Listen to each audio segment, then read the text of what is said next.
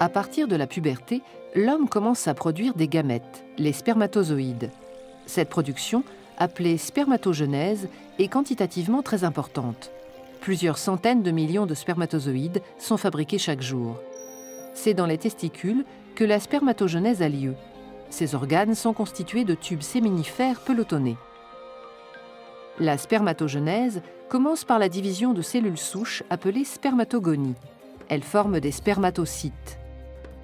Chaque seconde, des milliers de spermatocytes sont formés.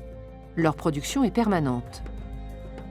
Ces spermatocytes se divisent à leur tour et forment des spermatides qui pourront se différencier progressivement en spermatozoïdes.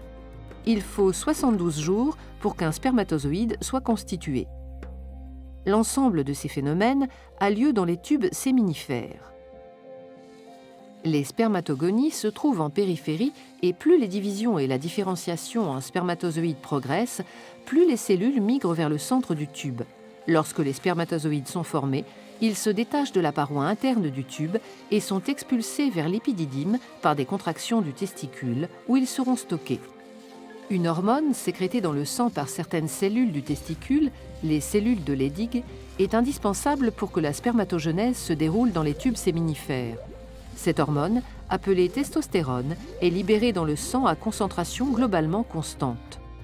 La sécrétion de testostérone par les cellules de Leydig est contrôlée par le cerveau, en particulier par le complexe hypothalamo-hypophysaire. Situé à la base du cerveau, il comporte l'hypothalamus et l'hypophyse. L'hypothalamus sécrète une hormone, la GnRH, qui stimule directement l'hypophyse. Cette petite glande sécrète alors dans le sang deux hormones appelées FSH et LH. La LH agit au niveau du testicule. Elle stimule la sécrétion de testostérone par les cellules de Leydig. La FSH agit aussi au niveau des testicules, mais directement sur certaines cellules des tubes séminifères. Elle active la spermatogenèse. LH et FSH sont donc indispensables à la fabrication des spermatozoïdes dans les tubes séminifères.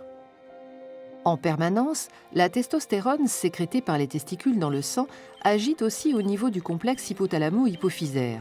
Plus la concentration sanguine en testostérone augmente, moins l'hypophyse sécrète de FSH et de LH.